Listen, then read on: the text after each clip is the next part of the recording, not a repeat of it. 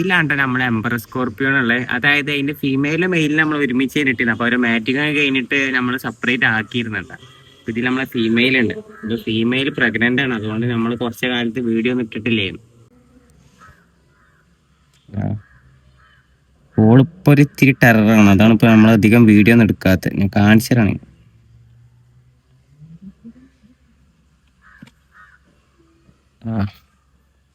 ഇപ്പൊ നമ്മളെ female pregnant ആണ് കേട്ടാ. അതാണ് ആളെ കൂടുതൽ നമ്മൾ സ്ട്രെസ് ചെയ്യിപ്പിക്കാൻ പറ്റൂല. ഇതാണ് നമ്മുടെ എംബർ സ്കോർപ്പിയോ കേട്ടാ. ഇത് നമ്മളെ നാട്ടിലത്തൊന്നല്ല. ഇതൊക്കെ കണ്ടിട്ട് ആരും നാട്ടിൽ പിടിക്കാൻ നിൽക്കണ്ടട്ടാ. വെസ്റ്റ് ആഫ്രിക്കയിലൊക്കെ മറ്റേ ചതുപ്പ് സ്ഥലങ്ങളിലൊക്കെ കണ്ടുവരുന്ന ഒരു സാധനമാണ്. സാധനമല്ല, എംബർ സ്കോർപ്പിയോ ആണ്. നമ്മളിവിടെ തേളൊക്കെ എന്ന് പറയുന്ന സാധനം.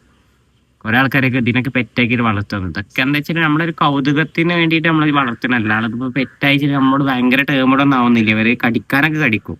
പിന്നെ കുത്താണെങ്കിൽ ഒരു ചെറിയൊരു തേനീച്ചക്ക് കടിക്കണ പോലെ ഒരു വേദന ഉണ്ടാവുള്ളൂ.